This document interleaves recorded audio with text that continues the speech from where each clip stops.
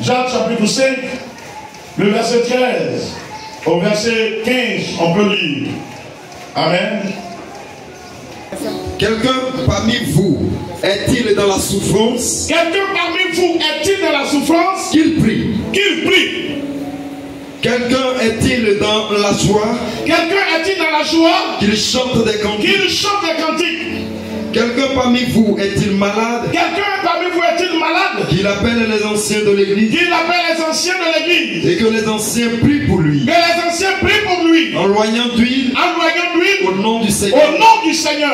La prière de la foi. La prière de la foi sauvera le malade. Sauvera le malade. Et le Seigneur le relèvera. Le Seigneur le relèvera. Et s'il a commis des péchés. S'il a même commis des péchés. Il lui sera pardonné. Il lui sera pardonné. Amen. Amen. Mon message. La prière comme solution face à la souffrance. La prière comme solution donnée par Dieu face à la souffrance. Amen. Est-ce que tu m'entends ce matin? Tu es là? Tu es là? Gloire à Jésus. La prière. La prière comme solution de Dieu face à la souffrance d'un homme. En d'autres termes, je poserai la question. Celui qui souffre, selon la Bible, qu'est-ce qu'il doit faire? La Bible dit, il doit comment? Prier. Il doit prier. Nous, quand on souffre, on fait quoi? On pleure. Quand on souffre, on pleure. C'est vrai, non? Quand on souffre, on cherche la pitié des hommes. Quand on souffre, on cherche la pitié des hommes. On se sent consolé lorsque quelqu'un vient vers nous pour dire, hey Yako.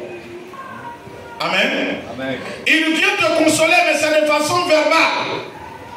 Ça ne résout pas le problème. Ça ne résout pas la situation. La solution que Dieu lui te donne ce matin, toi qui es devant moi, qui m'entends, Dieu te propose la prière face à tes situations. Pourquoi? Parce que celui qui prie s'adresse à qui? À Dieu. Dieu qui lui a la solution à toute situation. Amen.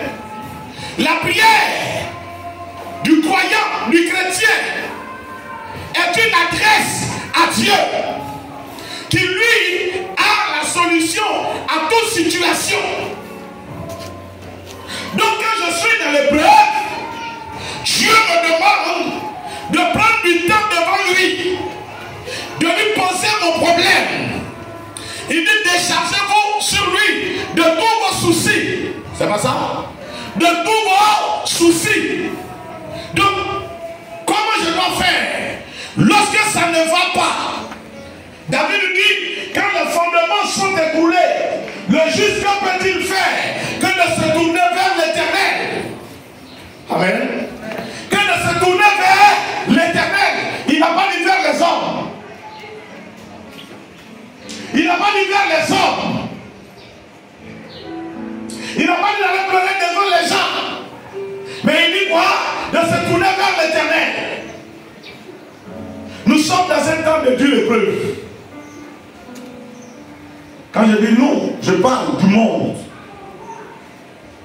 La magie et les pratiques occultes sont dans une période de grande réclamation.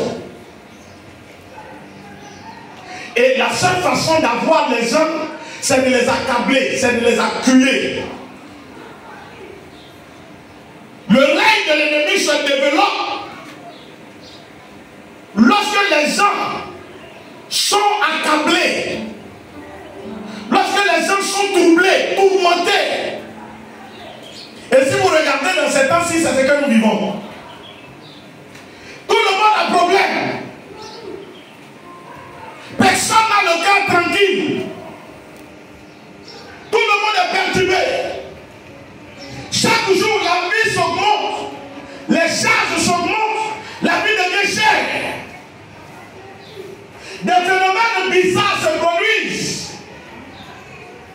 réalisé que même la chaleur que nous avons dans ces temps-ci n'a jamais été connue. Aujourd'hui, il fait chaud jusqu'à tu as l'impression que tu es au feu. Oui ou non? Parmi vous, est-il dans la souffrance qu'il prie? Quelqu'un est-il dans la joie qu'il chante des cantiques? Amen. Quelqu'un parmi vous est-il malade qu'il appelle les anciens de l'église? Que les anciens fassent quoi? Qu'ils prient pour lui. Envoyez-lui au nom du Seigneur la prière de la foi. La prière de la foi. La prière faite avec confiance. Prier, c'est parler à Dieu. Parler de ses problèmes à Dieu. Mais il faut ajouter un deuxième point. Parle à Dieu en faisant confiance à Dieu. Je crois que la confiance est la meilleure façon d'expliquer la foi. Celui qui a foi, c'est celui qui ne doute pas. Celui qui ne doute pas, c'est celui qui a confiance que ça va se réaliser. Alléluia. C'est celui qui attend l'accomplissement. Dis-moi que ton Dieu a la solution. Si la situation là vient, elle ne vient pas pour ton nid. La situation vient pour révéler la gloire de ton Dieu de ta vie. Alléluia. La situation qui vient là, elle ne vient pas pour que toi et ton Dieu vous ayez honte. Parce qu'un homme peut avoir honte, mais Dieu n'aura jamais honte. Dieu n'aura jamais et jamais et jamais et jamais et jamais honte. Donc si l'Éternel laisse venir la situation, c'est qu'il a un plan de gloire dans cette situation. Il veut voir ta prière, il veut voir ta foi, il veut voir ta foi, il veut voir ta prière. Parce que par ta foi et par la prière, tu rentres en contact avec Dieu. J'ai dit dimanche passé, comment tu veux qu'on te voie? Rentre dans la vision de Dieu. Dieu veut bâtir notre vie avec nous. Dieu lui veut bâtir notre vie avec nous. Arrêtons, bien-aimés, d'enfantiliser la vie chrétienne. Souvent, les chrétiens, vous prenez votre problème, vous partez parler à des gens. Quand tu donnes d'honnête, ils commencent à rire. On a dit de nous suivre, pas dire à l'église. Dieu, et regarde comme il souffre. Et puis ton Dieu a mal. On a propos des solutions ne veulent pas. Regarde comment il est devenu. Regarde comment il est devenu. Mais qui a permis ça? C'est ton Dieu. C'est ton Dieu. Toi, tu as ton enfant. On est ici parents. Demain, ça va qui est parent? Alléluia. Ton enfant a fait, merci. Ton enfant ne vient pas avec un bout de lui, papa j'ai fait. Maman j'ai fait. Ton enfant ça va voir le voisin. Pour dire au voisin qu'il a faim. Chers parents, quelle sera ta réaction? C'est la honte. Quand tu laisses Dieu, quand tu te plains, c'est que tu es allé chez le voisin. Ça fait honte à Dieu. Oh, est-ce que tu m'entends bien? Amen. Quand tu laisses Dieu, quand tu vas pratiquer pour le voisin, c'est une honte à Dieu. Tu es en train de démontrer que ton Dieu est incapable. Il est capable de satisfaire tes besoins, de pourvoir tes besoins. Un enfant digne, si son père et sa mère ne sont pas là, il va les attendre. Il ne va pas aller voir le voisin parce qu'il sait que c'est une honte pour ses parents d'aller chercher à manger chez le voisin. Oui ou non? C'est pourquoi la Bible dit de prier sans cesse. Alors c'est dans le livre d'Éphésiens. Alléluia. Éphésiens chapitre 6, verset 18 et verset 19.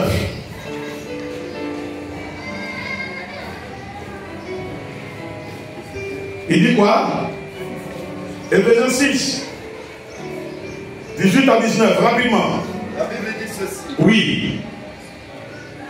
Faites en tout temps, par l'esprit, toutes sortes de prières. Il dit faites en tout temps, par l'esprit, toutes sortes de prières et de supplications. Veillez à cela avec une entière persévérance. Et priez pour les saints. Merci. Pour tous les saints. Verset 19. Priez pour moi. Priez pour moi. Afin qu'il me soit donné, quand j'ouvre la bouche, de faire connaître hardiment et librement le mystère de l'évangile. pour lequel je suis ambassadeur dans les chaînes et que j'en parle avec assurance comme je dois en parler. Amen. Il parle ici de quoi? À quel moment? À quel moment? Si vous avez compris, à quel moment? À tout moment. En tout temps.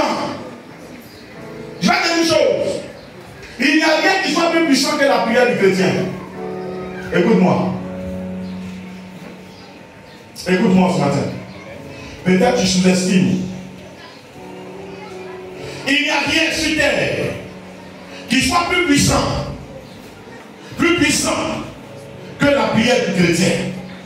Tu sais pourquoi? Parce que la prière du chrétien est faite des relations d'homme à Dieu. Dieu à homme. Écoute-moi. Il n'y a rien sur la terre qui soit plus puissant que la prière du chrétien. Parce que la prière du chrétien est une relation entre Dieu et l'homme, l'homme et Dieu. L'homme décide de faire confiance à Dieu. Vient poser son problème à Dieu. Par l'Esprit de Dieu. Donc il rentre dans l'Esprit de Dieu. Il explique sa situation à Dieu. Qui est Dieu? Dieu est le faiseur de toutes choses. Alors à partir de ce moment, sa prière devient puissante. Parce que quand on parle à un homme, l'homme réagit. Bonjour maman. Elle était assise là, non? Maman, tiens-toi debout. Bonjour maman. Pourquoi tu me dis bonjour? Parce que je t'ai salué. Assieds-toi maman. Tant que tu ne pries pas, Dieu ne fait pas. Écoute-moi bien. Quand tu n'es pas en train de prier, Dieu ne peut pas le faire.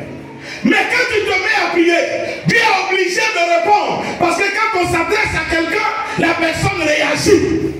Tu t'es adressé à Dieu, Dieu va réagir. Alléluia. Amen. Alléluia. Amen. Oh, alléluia. Amen. Même souvent, celui avec qui tu sembles ne pas parler, tu ne parles pas avec lui. Tu le croises. Et puis tu lui dis bonjour, Mobio. Même s'il ne veut pas te répondre, il va faire comment? Bonjour. Oui ou non? Parce que vous ne vous parlez pas. Prenez un exemple. Vous ne vous parlez pas. Tu as croisé Mobio. Tu dis bonjour monsieur Mobio.